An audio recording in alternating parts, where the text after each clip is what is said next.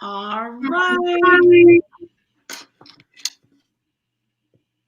All right, it looks like we're just live on YouTube right now. Hi, YouTube. Hello. So while I'm double checking Facebook over here, guys, I'm going to ask you a question while we're waiting for everyone to get on. So I want to know, what is your favorite Halloween candy? Pumpkin Queens. Why don't you go first? You go first. Reese's peanut butter cups. Classic. Perfect choice. I love peanut butter Snickers. That's my favorite candy ever. Ooh. It's like in the square shape too. I don't know. There's something about the square.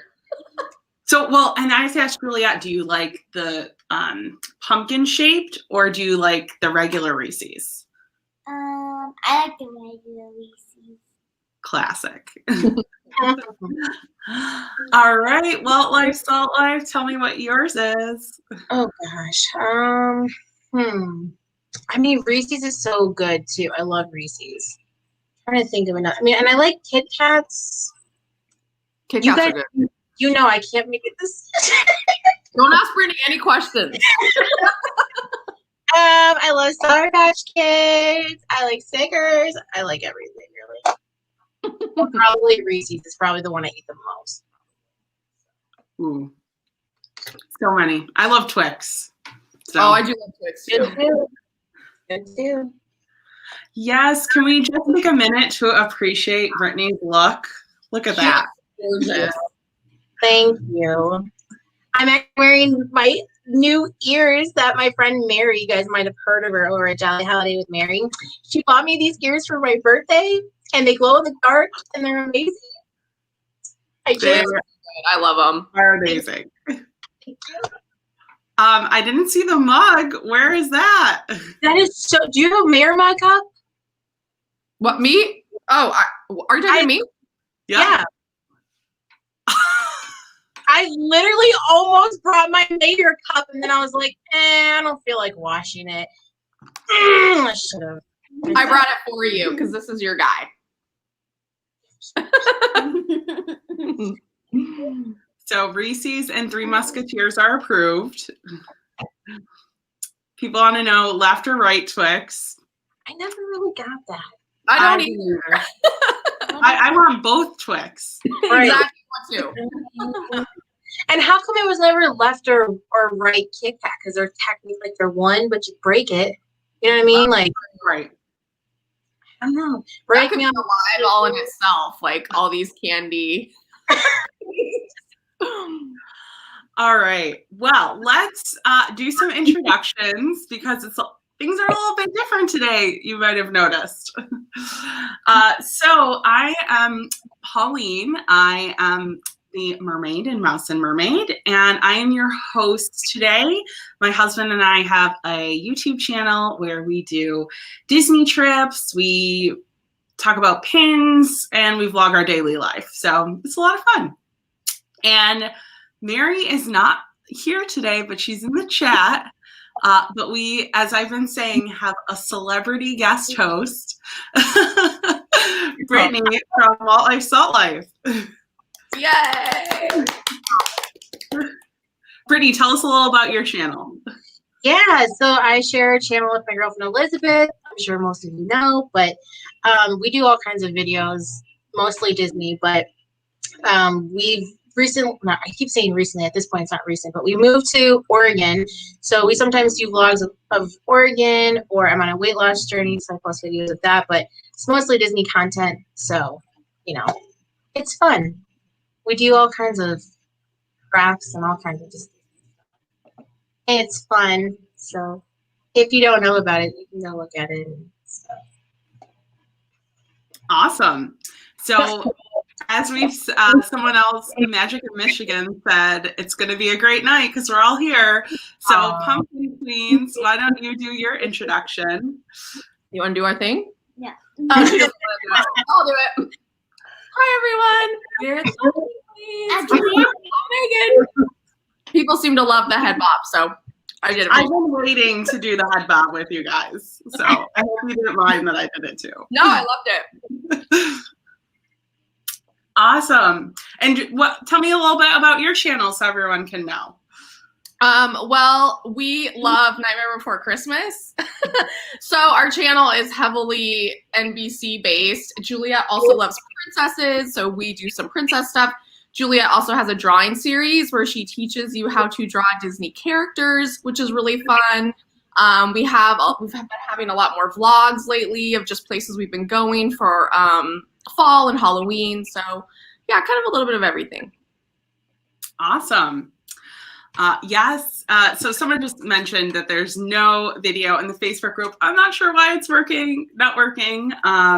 But if you don't know, we do have a Facebook group. So we chat about the movie. We do a group watch every week. I know Brittany's come to a lot of the group watches, so they're fun.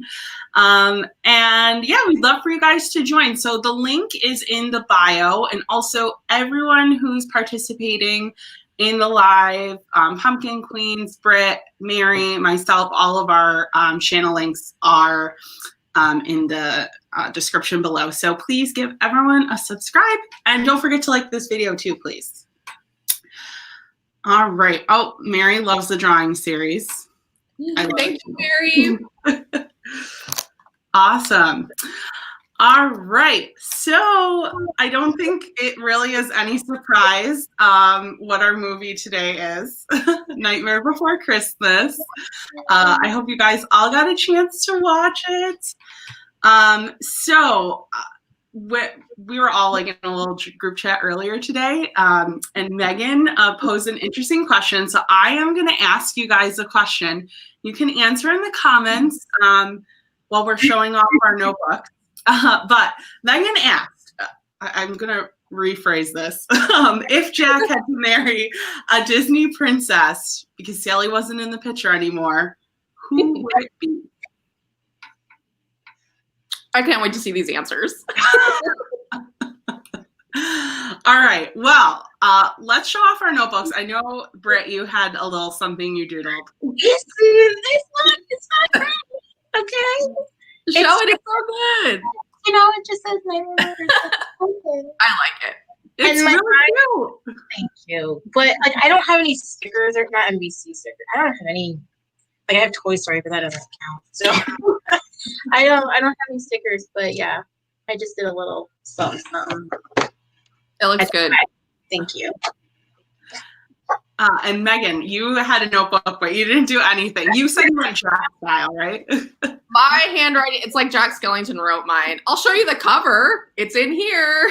It's not fancy. It's not like Pauline's or Brittany's. Don't call me the same category as Pauline, okay? Pauline is like, I don't know, Next level for sure. No, it's really not. Definitely Mine next were level. stickers everywhere this week because I just did all the stickers. So Juliet loves it. It's Juliet approved for sure. oh, yay! Hey, that's an honor. She approves that, man. That's a big deal. All right, so we're getting some answers in here. Also, Pumpkin Passes here. Thanks for stopping by. Phil said Sleeping Beauty because she's almost dead anyways. I actually thought of Sleeping Beauty when I was thinking of who I'd choose. Oh, no, yeah. I think she would be. She seems maybe like Sally a little bit. She's low maintenance for sure. Yeah.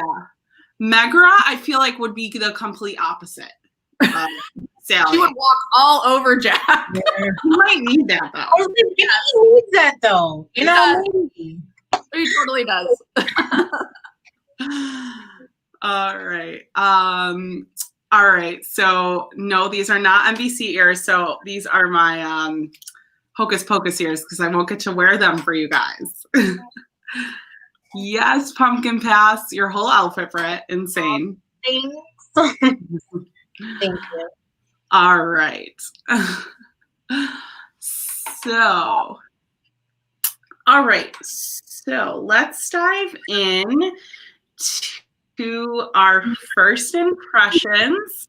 And while we're going over our first impressions, question for the chat. Did you learn anything from this movie? So Ooh, I like while we're kind of going over our first impressions, you guys can answer that.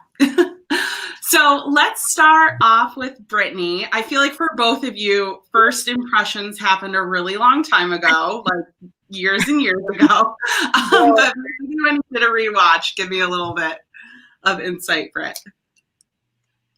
I mean, I don't know. Again, like I just love this movie. So almost every time I watch it, Meghan and I actually say this a lot. Like every time we watch, it's almost like the first time, anyways. And it's just like immediately I get drawn in, and I'm immediately like, you know, I mean, I instantly am just like, oh, I just love it. It just pulls me in. So I mean, I immediately was just like, I just go into Halloween Town immediately every time I start watching it, and I'm just obsessed.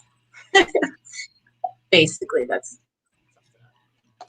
perfect.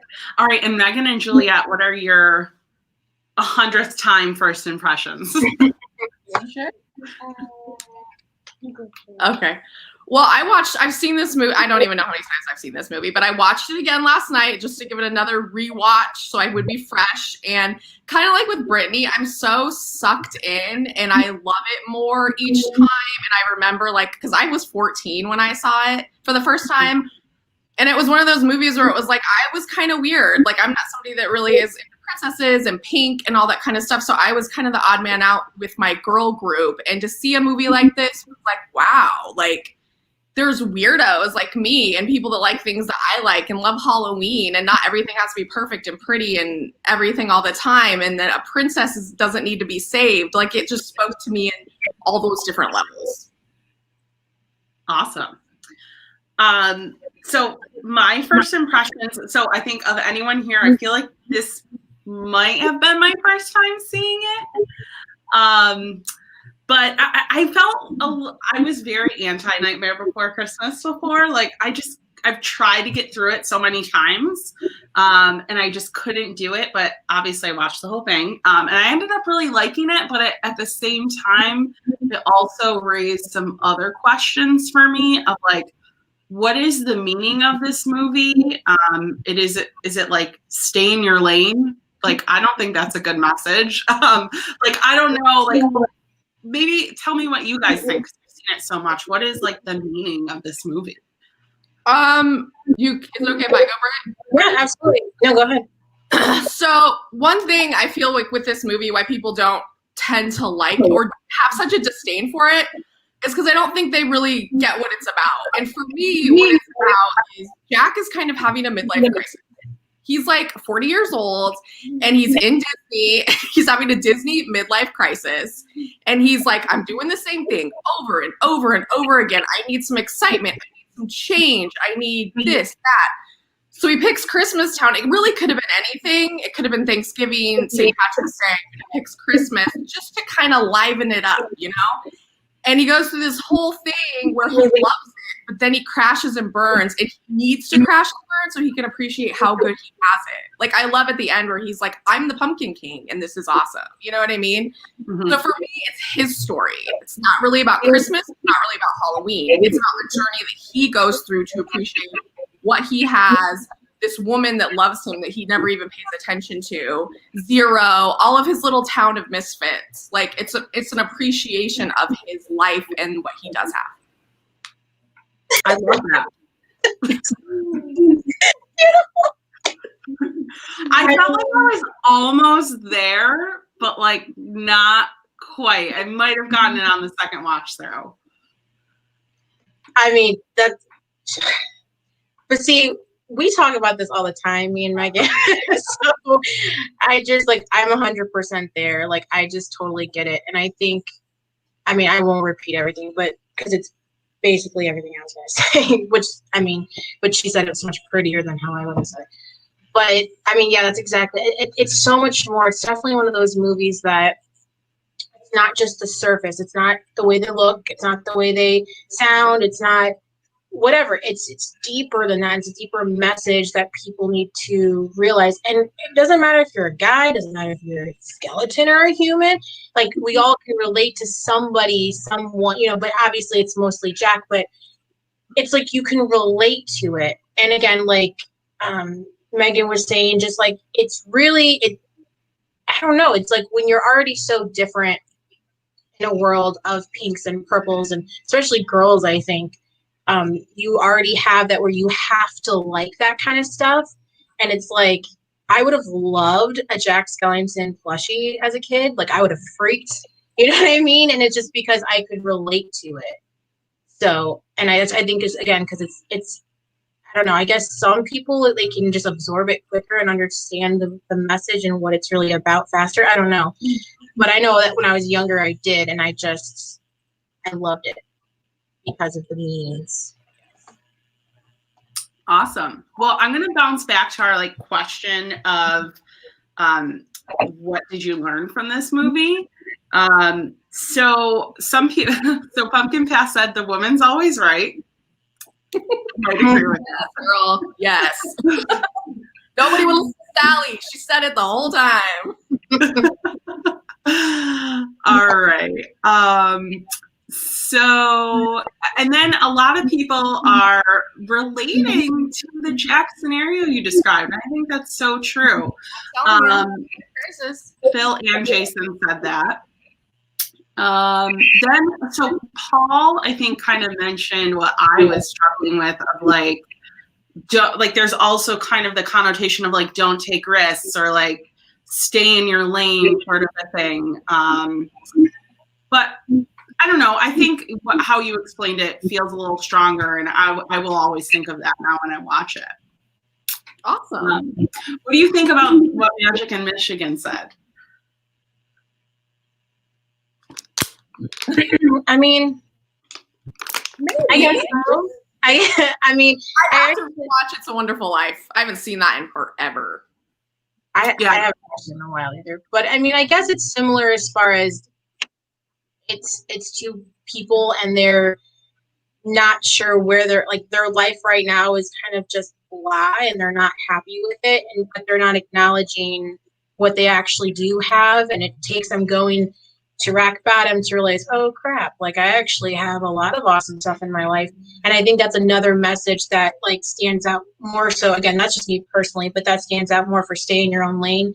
It's more like maybe look at the good around you, because there you can find good everywhere. You can find, I quote my grandma all the time, but I love it. She say you can find humor anywhere and everywhere. And it's just true. Like, especially all of us are going through stuff in 2020. And it's again, one of those things. It's like, look at your life, and yeah, there's probably a lot of stuff going on, but there's some really good stuff in this world and in your personal life that you got to open your eyes a little bit more and see.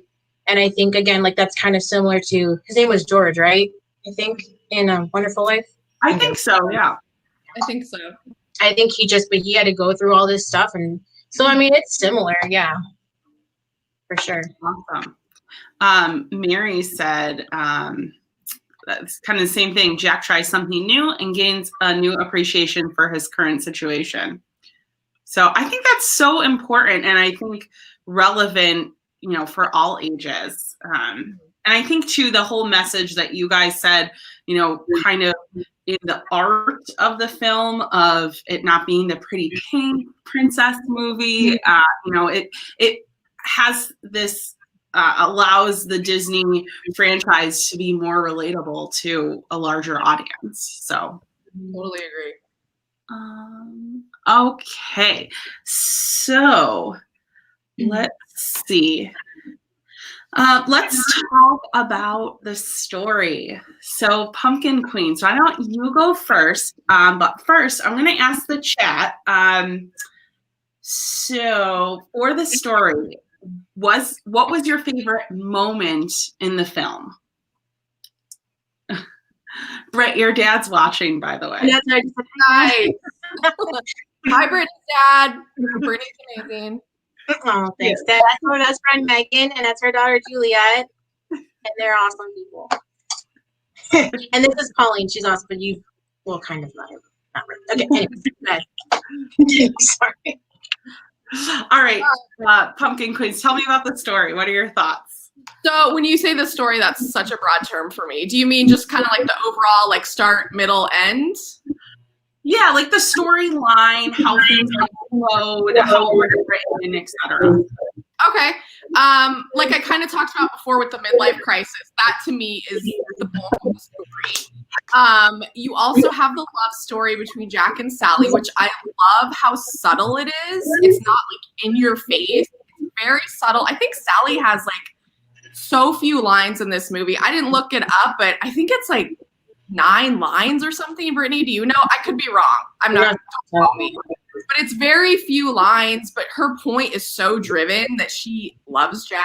She thinks he's making a mistake. She tries to tell him. He doesn't listen. It's not till the very end when he crashes and burns all of Christmas and everything that he's like, oh, like this chick Sally is awesome. She sees me. She loves the Pumpkin King. I don't have to be Santa Claus. I don't have to have all these reindeer deliver presents. I can just be me, and she loves me just the way that I am. It's very much like a story of including Jack, just appreciating who you are. You don't have to be someone else. You are okay with who you are, even if it's different, even if it's weird, even if not everybody likes it. You have to stay true to who you are. I think that's like a big point of the entire story. Mm-hmm. I just real quick too. I just saw Matt Teacup for One. I don't know if you can highlight his comment. It's up a little bit, but I really liked what he said also. Is it this one? Yeah, I really liked that. The respecting other cultures. I mean, I think that's another really good point. That's what I mean. Like, there's so many things you can pull from it. That's what's so, I don't know. That's why I like it. Good comment. Yeah, I think that's a great point. I like about acceptance no matter where you are. Mm-hmm. Yeah. So, Britt, do you have anything to add about the story? Man, it was awesome. I mean, yeah, not really too much more. I guess I just like I like it, and I don't even like it. I loved it. I live and breathe it every day. You can see. But yeah, I think I like that it's different, especially for that time in the early '90s.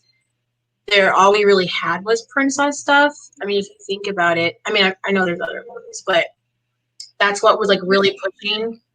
I feel like it was risky for Disney to do a movie like that. I mean, it was dark and weird and all that stuff, but then there's no pretty princess, and there's no whatever, like just like the stuff that the early '90s was really pushing out. So yeah, I like that it's different. I'm gonna keep saying. Also, it wasn't about a man saving a woman. I feel like in a lot of early Disney stuff, even kind of today, it's so much about a man having to save a princess. Mm-hmm. And this story was nothing about that, which I really appreciated because I love princess movies, even though I'm not into princesses. But the whole storyline of a woman needs to be saved is really like old for me. It was almost like they reversed in some ways. It was like Sally almost saved him. Totally. Mm-hmm.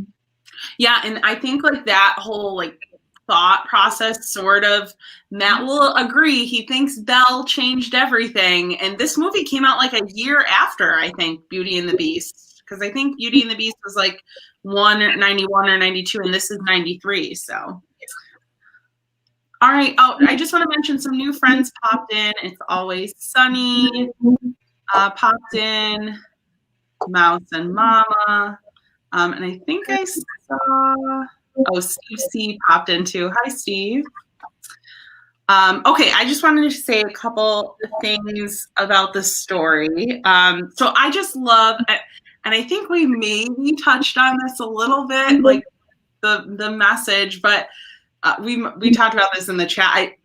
I don't think it's really about Christmas or Halloween at all, but I do appreciate like the concept of the integration of the holiday and like the concept of one holiday taking over another holiday. Like, who thinks of that?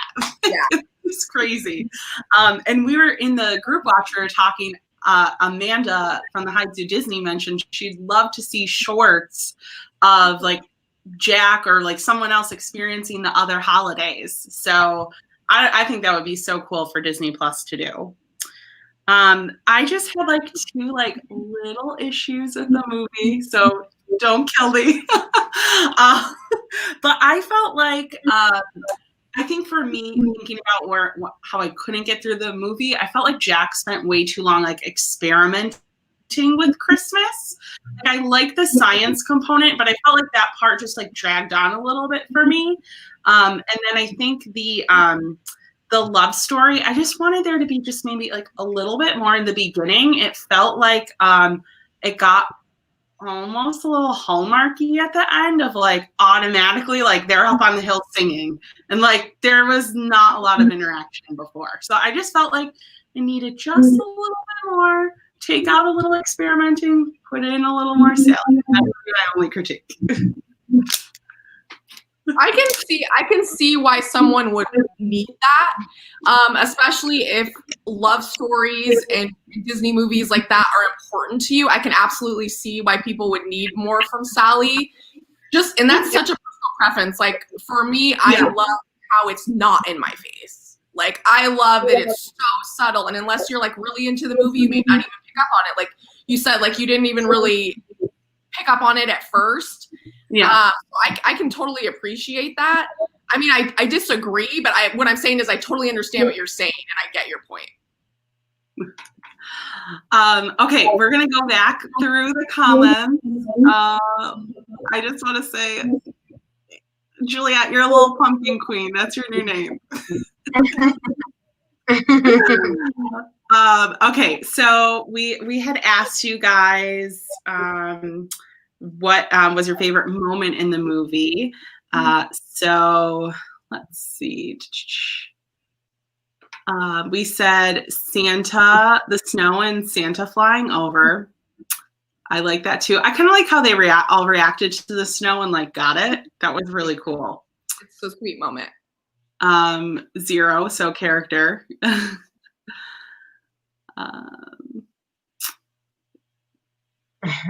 Jack's Santa saying listen to Sally. That would be your favorite part.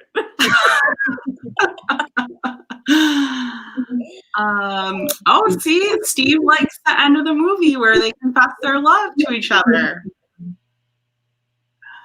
I like legit want to add something like that into wedding vows if and when Liz and I get married, but you know, she's not for it.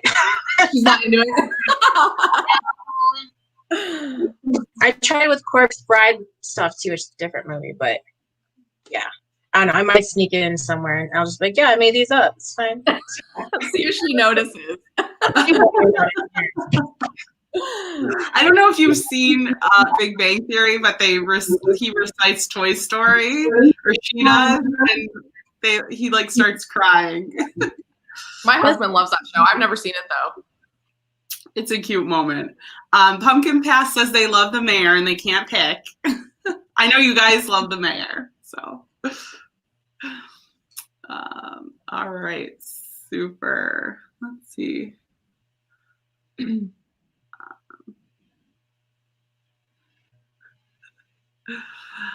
Yes, Mary, I agree with this statement. Mary and I tried to go virtual shopping at Michael's once, and I tried for like an hour to get it to work, and she was like, Pauline, let's just go. All right, so let's dive into our next section, the stars, which I think is like the best part of the movie, I just gotta say. So for everyone out there, I want to know what character do you think is Walt-tastic, and what character do you think needs to stay in the vault? So meaning, what is the best character and what character maybe should go? Go away. I know. None. All right, like, Britt. This movie though, like, you can't, if you take anybody away, it so doesn't work. Like you need everybody in there to make this movie flow, but that's just my personal opinion. If they took one character out, I would not watch it. We can take away one of the elves for you then. Sorry? We can take away one of the elves in the bed.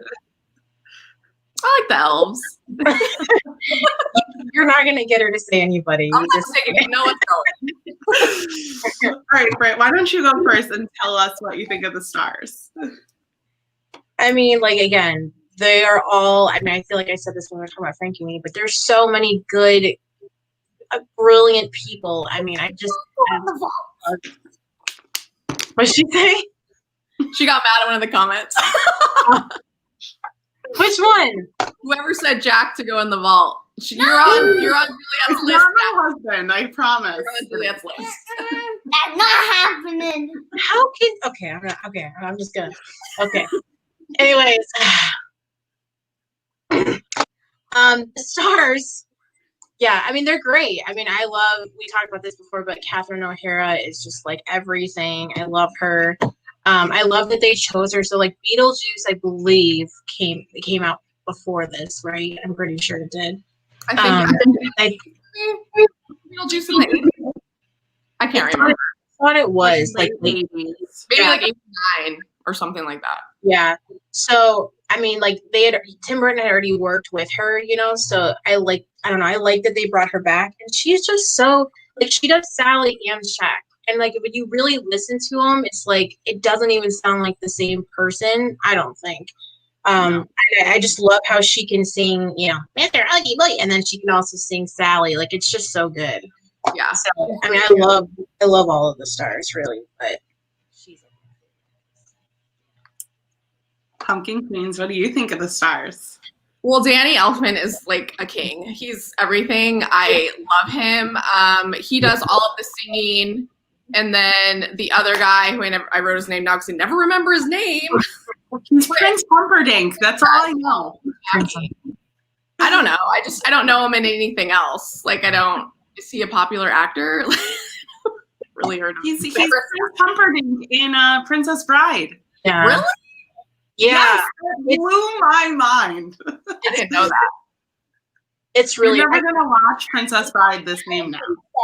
I'm not, and I haven't seen that movie in like 15 years. So I don't even hear him. I don't even hear like when honestly, I thought it was Danny Elfman most of my life. You that can't also tell. You literally cannot tell. exactly the same. It's crazy. I just want to know how they cast that. Like, are they listening to like a million voices to see like how they go together? It's just crazy to me. It is. I wouldn't want to be in that casting director at all. It would be so hard. April says hi, guys.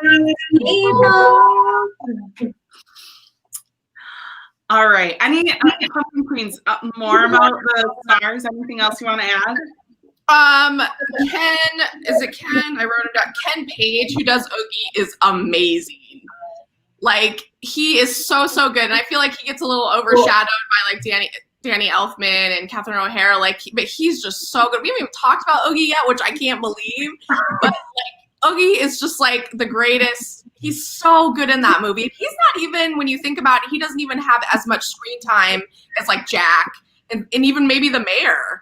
Oogie really comes through towards more the end, and he is just his presence, like when you're in his lair, like it's just so good. I love that character so much. The lair is amazing.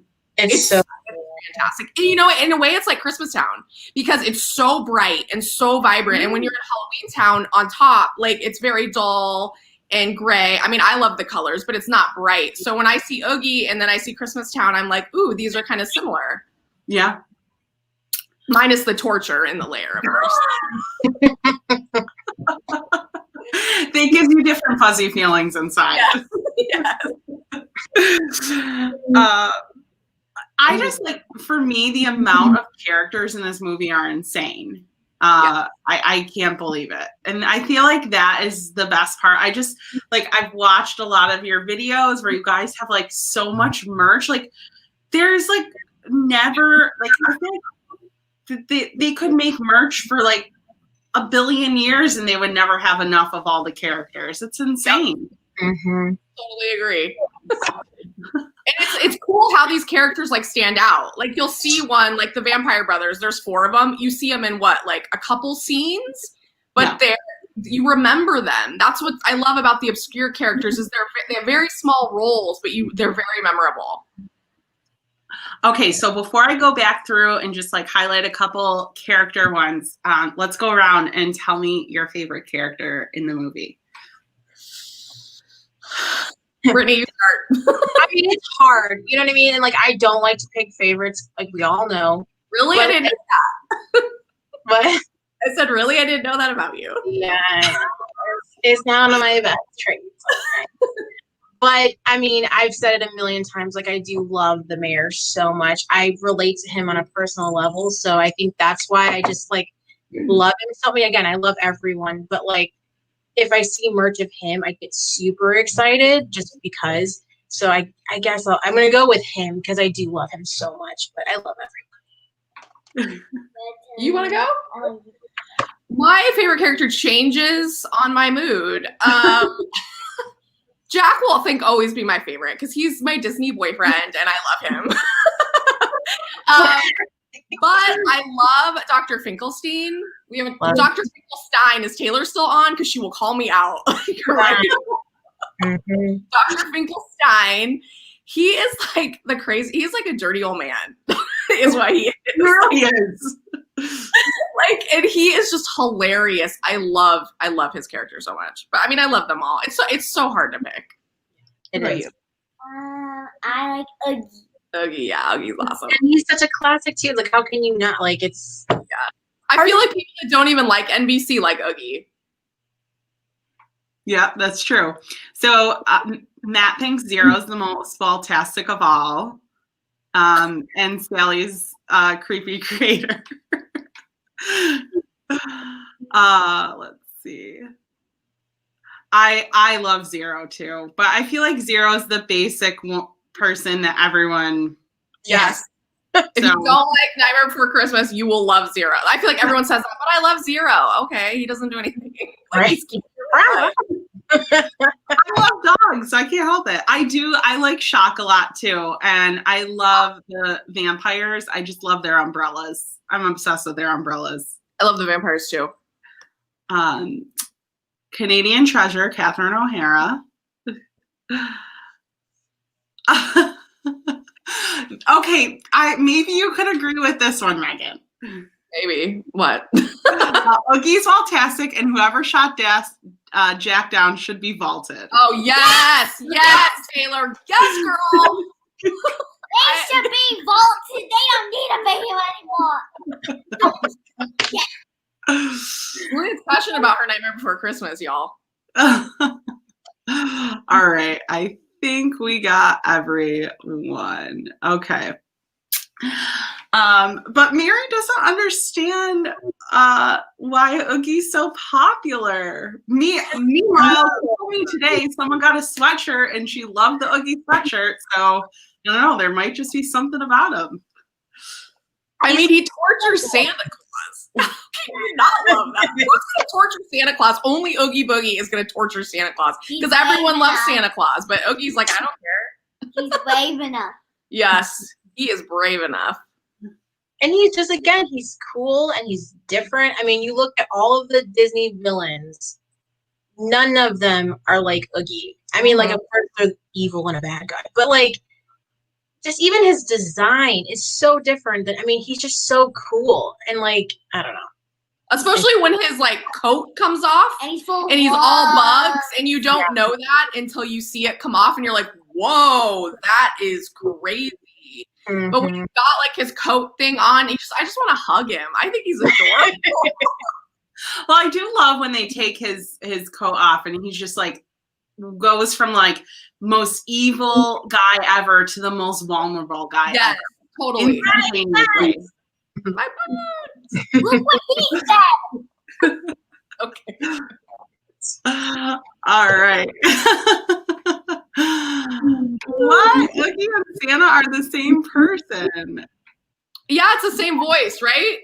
Yeah. Oh, that's both. That's right. I thought we were saying like in the movie. I was like, whoa, that's going way deep for me. That would really mess with your mind. I'd be like, whoa. You know what's cool? I just want to make a comment real quick. I remember seeing an interview a long time ago, and Danny Elfman was actually saying that, like, because at the time, I don't know how much like Catherine O'Hara was actually like how much work she's actually done, but he was saying that actually, because we were just talking about how like Ken doesn't get a lot of acknowledgement, and he was actually saying that he was like the star on set, and he was so nervous because he was the only like professional like singer. I think he did Broadway. I could be totally wrong. Oh wow. But yeah, so he was like, Danny was so nervous. I talked like they're on like a first name basis, like we're friends. But he was just saying like how nervous he was because he was like, this is a professional singer. I'm working with a professional singer, and it's just so funny that he just kind of completely gets overlooked now. But I just wanted to say that because I wanted to say that I forgot it. So we were talking about Iggy, and I just Yeah, no, I do think I agree. He totally gets overshadowed. mm-hmm. Well, and he doesn't have a huge amount of screen time though, so I think that's just the. I mean, But you he is also there, see him so- for the first half of the movie. In your face. Yeah. All right, so let's go on to the score, which is a seriously important component of this film. Before we dive into our thoughts, I want to know in the chat, what is your favorite song in this movie? All right, Pumpkin Queens, I'm going to have you guys go first with the score. What are your thoughts? Oh, it's so good. Like, this movie wouldn't be this movie without the songs and the music. It's just like, Brittany and I were talking yesterday, and the beginning is my favorite part of the entire movie. But the beginning, when you first go into Halloween Town and Jack is like spinning in the black, and then you meet all these characters as they're singing "This Is Halloween," and then he rises from the fountain. Like, I'm getting goosebumps right now. And like his bow pops. Oh, yes, it was just like, this is me. This movie's gonna be totally different than anything you've ever seen. Like, get on board because it's gonna be wild. It's just like so in your face of we are different. This is not like Beauty and the Beast. I love the score. This Is Halloween is hands down my favorite song. I love Oogie's song. It's so hard for me to nail it. I'm just going to pick a section because I will talk the whole time and I don't want to do that. But the beginning is the most important to me. This Is Halloween song is the most important to me. Britt, what do you think? I mean, yeah, you guys know how I am. I don't even know if I can pick a favorite. I mean, This Is Halloween, again, is so amazing. And like the thing about the songs too, I don't know if people realize either, is Danny Elfman had to write these songs before he even, so they were like, they were running behind on schedule with everything. And so he ended up having to basically just start writing songs based off of the little bit that they had that Tim Burton had talked to him about. So he'd be like, okay, so like he's gonna go to Halloween Town and be like super excited with all the bright colors and everything. Go. And so he had to be like, okay, let me just make a song out of that, you know. And so I think that's again what makes it so amazing is half of these songs, if not all of them, he just pulled out of thin air and was like, based off of what you gave me, this is what I'm going with. And it was genius, like everything. I mean, like if you listen to it, I mean, they first start like the very beginning, that cello music, or I think it's a cello, that, you know, like the beginning, it's like, ooh, and then the title comes up. It's so exciting. But it's like you go from this beautiful like orchestra, like the violins and the cellos and all that, and then all of a sudden it gets you a beat, and then you got the brass going, and it's just, I just love how it's all over the place. And I think I had mentioned this when we were talking about Frankenweenie. It's so iconic. Again, Danny Elfman just can pull. It doesn't even have to have lyrics. He can just pull music out of thin air, and it's just like, dude, like rocked my world, and I can just listen to just the instrumental, and it's like amazing. So yeah, I wrote brilliant under score. So yeah. I also think Tim and Danny are so perfect together. Like, they just get each other. Like, any other composer couldn't have done this because they don't get Tim Burton's mind. So it's like that team also. I mean, Danny's done a ton of Tim's films. Like, that team is just it's such a strong force. Agreed. We got to pause so Juliet can answer this important question. Halloween or Christmas, Juliet? I have to say both. Fair. It's hard to choose. Yes. I just want to add, even I love all of everything you said. I totally agree with. I love the This Is Halloween. But even like the less popular songs, I just love kind of like the Shakespearean, like undertones, like that creepy love story. I think it worked so, so well. Definitely. All right, let's pop back in here and see what everyone says. Disney Mom of Two said best songs. Everyone's saying This Is Halloween. Mary likes What's This? I like that song too. I love that too. I think that's Liz's favorite too. But again, it's because it's not Halloween. New song. The song is amazing. It's so hard to pick a favorite. It's so hard. So I love the Trick or Treat. That song has been stuck in my head all day today. The Trick or Treater song. It's so good. Kidnap Mr. Sandy. I was very catchy. All the music is very catchy. Yes. Yes. All right. So, all right, everyone. Last section in regards to kind of about the movie we're going to talk about is the scenery, which is also just beyond iconic. So I'm going to ask you guys, what do you, so if you were going to dress up in any costume that the characters wore, any design that the characters wore, what would you select? That's a good one. And I feel like they were so detailed with everything. So there's so much to pick from. Yeah.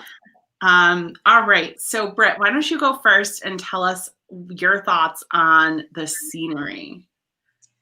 Well, I mean, I guess I kind of already touched on it, but like, I just love, I mean, it's just also different.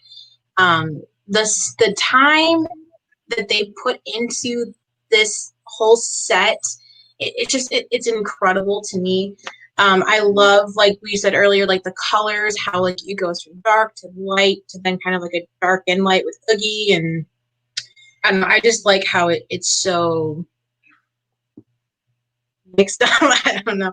I just like how I love the color choices. I know that I've watched a lot of interviews. That's why I'm like citing all this stuff. But I remember Tim Burton was just like, look, orange, black, and white. That's what I want. Like, so make that happen. And then, I mean, obviously they clearly threw some brown and some other colors, but like that was like the base of the movie. So I don't know. I just like that because I felt like it was so, I don't know. It captured what I guess I would picture for Halloween Town anyways. And then I love how it transitions into, like, he looks, I mean, that's the thing we talked about earlier too with like the doors. He walks into that little area and he's looking at all of them. He's like, cool, there's a shamrock, there's a turkey, and then he sees the tree. And I think he's like, whoa, it's sparkly, there's colors. All I know is orange and brown. And, you know, like he sees something different. And he gets excited. I don't know. Sorry. See, I get on a tangent too. I talk way too much about this. But I just love how it transitions. And then it's like he experiences everything is so pure and white. And it's just, I don't know. I love how it transitions. And then he starts bringing that into Christmas or into Halloween Town. So there's like these bright ornaments in Halloween Town. It's just like, I don't know. I love it. Absolutely. Totally agree. Meghan and Juliet, what do you think about the scenery? The scenery is like your house, so like the scenery is my house. I love the contrast. I love how you are in Halloween Town and it's more dull, not dull in a bad way, but muted. And then you go to Christmas Town and it's like, whoa, this is Christmas. It's so different. I actually loved Tim Burton did an interview where he said his whole idea for this, he already kind of had the characters in mind, but his whole idea for the premise of the story was he was in like a Walgreens or something and they were taking down the Halloween decorations and putting up the Christmas decorations. So they were next to each other. And he was like, what about a movie with these two totally different holidays? Because what two holidays are more opposite than Christmas and Halloween? So drastic. And so that's kind of where the imagery and the look he wanted of the movie came from. And I love that because they are so, so, so different. And you see that when you're in there, like you're in Christmas Town, it's just happy and yay. And then Halloween Town is still happy for me, but for maybe someone else to be like, oh, it's dull and boring and whatever. So the contrast, I think, keeps you guessing too. And then I do think, this is a personal opinion, but I feel like they were trying to make Oogie's lair like Christmas Town, but in a spooky way. That's a personal opinion, though. I like that idea, though. I feel like you could write a whole paper on that.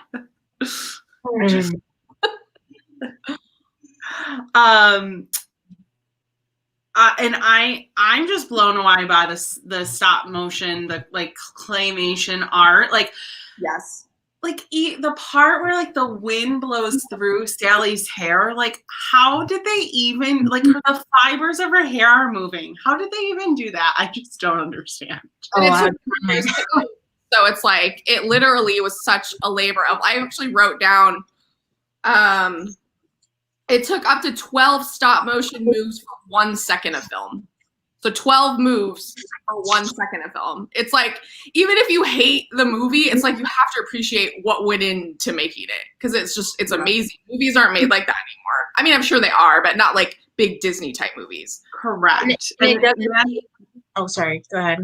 Oh, I was just going to say Magic in Michigan asked if claymation is superior to traditional animation. I mean, like you said, they don't make it anymore. I just think so much more goes into that stop motion animation than, like CGI and all that. But I think it's just a personal preference, what you like better. So, Britt, what were you going to say?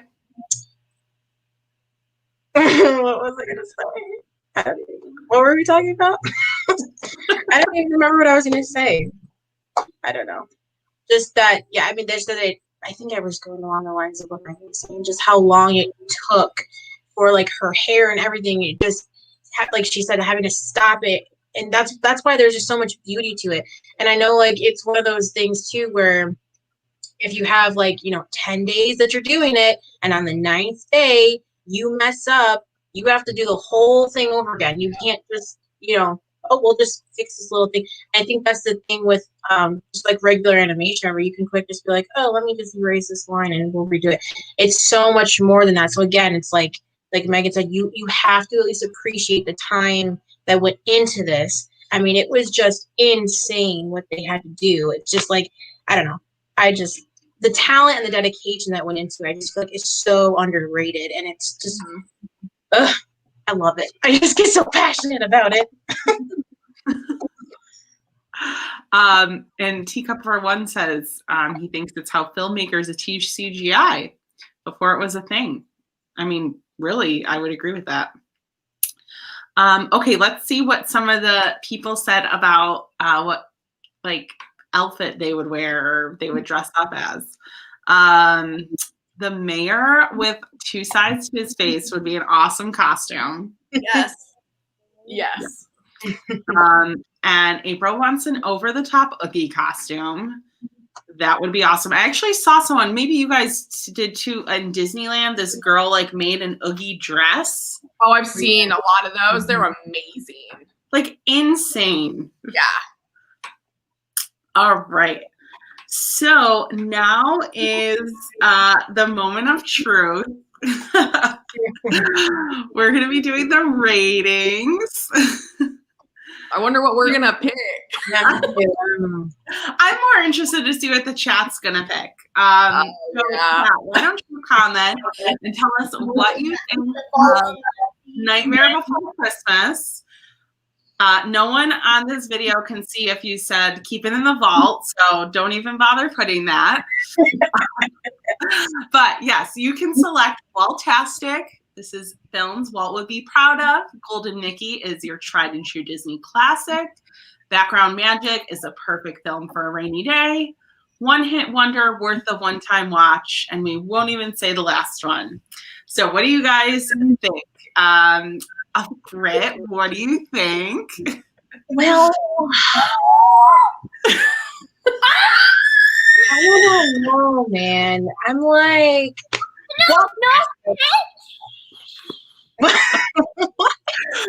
Juliet does not like your answers, so you better change them, guys. I didn't even. I gotta read these. Don't read them, Brittany. I'm just gonna regret it. We got some good ones. Golden Mickey, background magic. I just don't get how it could be in the vault. I just don't understand. Like I said, even if you Either. don't like it, the work and the beauty of the film itself. I don't know. I guess you have to appreciate film for what it is, I guess. But I think it's just there's so much that goes into it, storyline or not. It's just I don't know. It doesn't count. He's never actually watched it, so it's fine. Oh my. Okay. Anyways, I love Waltastic. Same.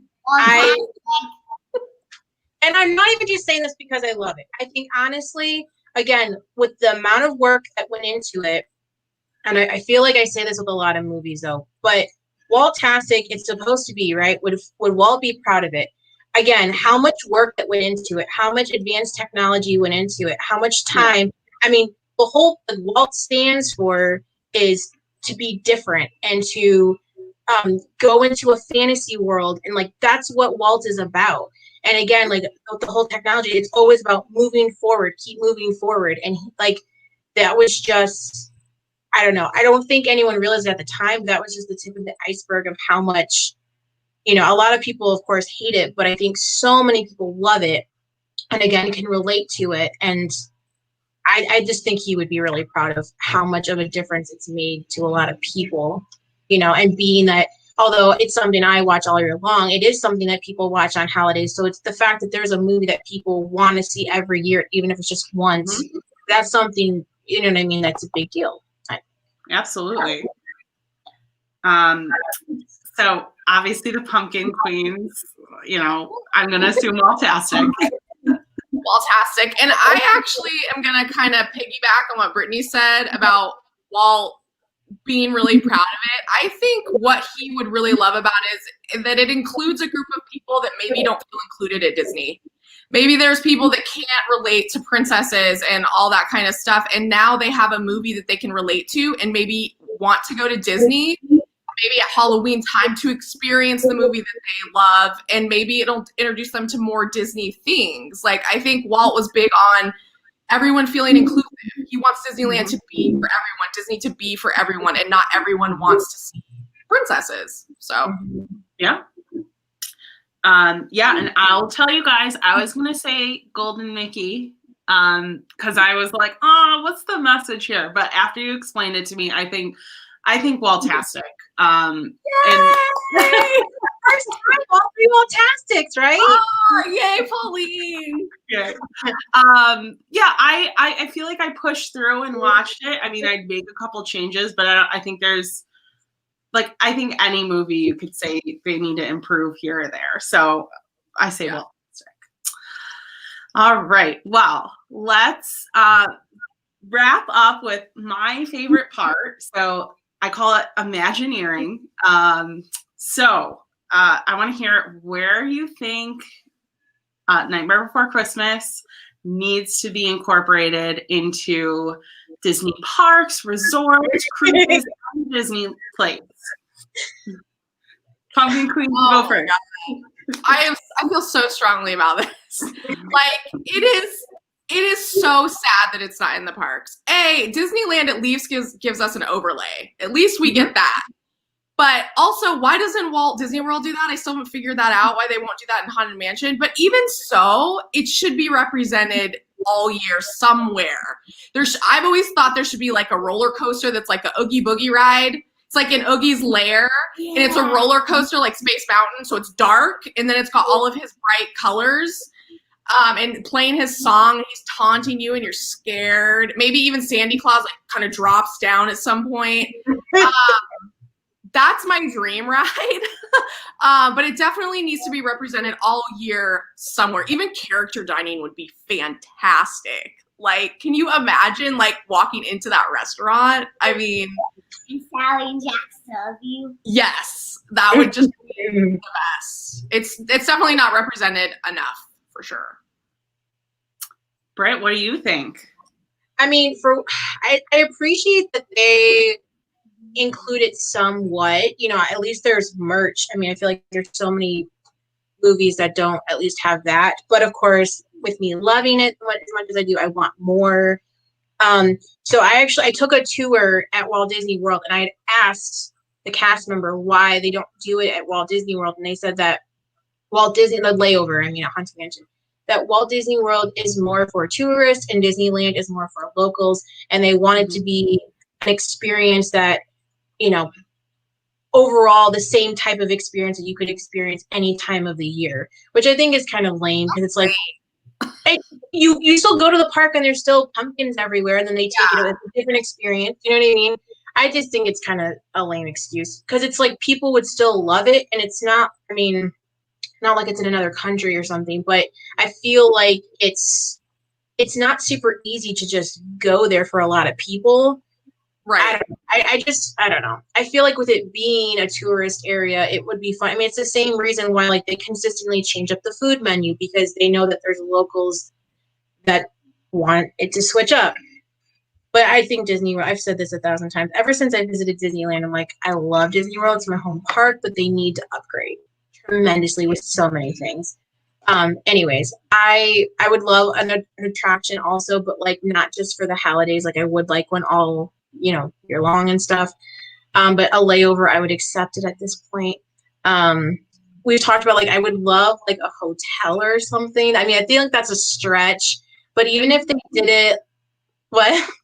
I was just thanking Steve for his comment. I mean, Oh, okay, no, you're fine. Yeah, character dining would be incredible. I really want them to do something like art of animation, but like another style, and it would be different movies. And that's, I mean, like, can you imagine like an NBC bedroom? Like, like I mean, NBC Hotel. Yes, that's. I mean, I think a whole hotel. I mean, of course, I would love it, but I think that would be hard for marketing and all that. But at least have a building that's like NBC, where people can, you know what I mean, get a room that's NBC. I think that would be cool. But yeah, character dining. I mean, can you imagine the mayor comes over and he's just like, ting, like, It would be so cool. Literally anything. I'll just take anything more. But I do love like how they're starting to slowly be represented more in like the parade, and they did a show last year where Jack came out and talked and stuff like that. But yeah, I would like a bit more. But I mean, I appreciate, like I said, at least they have merch and stuff. You know what I mean? Like there is quite a bit of stuff like that out there. So I feel like you guys aren't thinking big enough, but I think this like movie is like fifth gate worthy. So I feel like this movie, and like they're doing like the villains nights, I feel like they've been testing for a fifth gate for sure. So in the fifth gate, it would be like, you know, Disenchanted Kingdom or whatever they end up calling it. And there would need to be like a Tim Burton land with Nightmare Before Christmas. Can you imagine though? Like really, can you imagine like the way that they did like Star Wars? Like, can you imagine if they did something on that scale? Oh my gosh! Like even I if wonder if Tim Burton is against it. I can only wonder, because he's so protective of Nightmare. I wonder if he's like, now. Yeah, I don't know though. I'm does guessing he have that control over it? he has a lot of control, because they wanted to make a sequel, and he said absolutely not. which I low-key am kind of glad about. Yeah. I don't want a sequel either, but I want rides. And to be clear, like this Imagineering section is like Disney is not like having like layoffs or anything. Like they're ready to build. So we're in imaginary land over here, okay? I mean, a land would be awesome. Like even if it was like, oh my gosh, especially like I said, I'm not even a big Star Wars fan, but that You should say that. area. Yeah, what? Tell us. Yeah. Do you want me to say it? You can't say it. There's this roller coaster where they go in the Nightmare Before Christmas time, and then they go. You say there should be a ride where you start in Halloween Town and then you go through to Christmas Town. No, that's great. that. That's genius. Because just like we were saying in the movie, because the movie is almost like you're on a ride, and then like when he's falling down the thing, you're like, that would be so cool to fall into something, and then you go into a new. That would be awesome. It's because it's almost like it's almost like when you're watching a movie, you're on a ride anyways. That's a good idea. Why don't you call Disney and tell them that, Juliet? Make them Girl say gets there when you grow up. She'll make it happen when she's to grown up. draw like the layout of the ride. So yeah. See, you could draw it and mail it in and be like, yo, I want to pitch you an idea. Like, That'd be amazing. So I had a couple like things for my Tim Burton land. So I thought I'm totally gonna add on like the Pumpkin Queens, your like character component. I thought it would be so cool if like the dining was like the lab and it was like science experiment like type food. Oh, that would be so cool. Yeah. That would be And then I really wanted to do something with Oogie's Lair too, but I thought of it more as like a spin ride, like in the circle of like the, you know, where like he's fighting with Jack. So yeah. Oh, true. Yeah, I didn't think about that. That's a good idea. And let's see, I said, and I thought it'd be cool if there was like a graveyard walk through something, because they have like the graveyard and like the hill is just so iconic. Spiral Hill. And I just want them to like have the vampire umbrellas out, like if it's too sunny. That's all I want. can you imagine if they had like a photo area and like you're in front of the hill and they're like, which prop would you like? And you're like, the vampire umbrella. Oh my Yes. I would just be there all day taking photos. like, lady, we have other people. No, It's my turn. But I think someday when Disney like has the money to splurge again, I feel like the fifth gate, like villains, like Nightmare Before Christmas, like people want that. And I feel like they're kind of, I want to think they're like testing it with the villains nights. So yeah. I mean, that would be really cool. 'Cause there is a whole group of people that love the villains and love the dark side, and you know what I mean? Like I don't know. They did a whole Star Wars, the Rise of the Resistance is about the bad guys coming to get you. Why can't they have, you know what I mean? Like another ride, like you said, Oogie's Revenge, and he's like, whatever, you know what I mean? Like, something. And I feel like if it's a separate park, it like makes it like safer in a way. Like if people don't want to be a part of that, just like don't go to that park. Yeah, exactly. Yeah. Haunted Mansion already, you know what I mean? It's like if that's not up your alley, and that's, you know, your kids aren't gonna like it, then just don't do it. But yeah, I mean, why don't they just do votes? You know what I mean? It's like, just send in your vote, you know, what you want in the parks. Like, why isn't that a thing, you know? That's what like change.org is for. You have to like start a petition for it. There we go. We're going to start a petition. That's what we're going to do. I think so. All right, guys. Well, let's dive into the last couple things. Okay, cool. So, okay, let's go around. I want to hear what is coming up or maybe is brand new on your channel. So, Pumpkin Queens, why don't you go first? Want me to go? For Christmas, for all you Christmas lovers out there, I'm gonna do, a lot of people don't know that I collect Disney ornaments, not just Nightmare Before Christmas, but I have over like 100. So I'm gonna do a Disney ornament series because I couldn't do them all in one video. So that'll be coming in December. We have Juliet's drawing series, and we have more just vlogs happening. Not so much opening stuff, more kind of gearing towards doing other things at this point.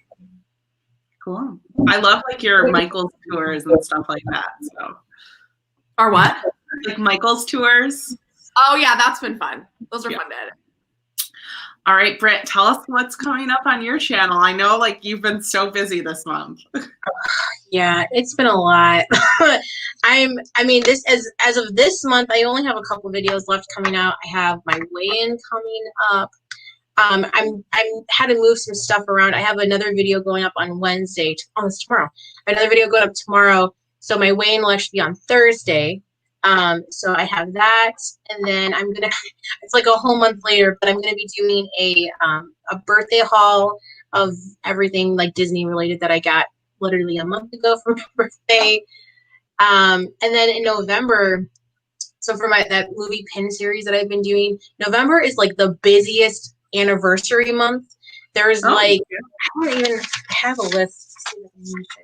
There's like at least 20 videos that are, this is all just for November and then all year. So there's a lot.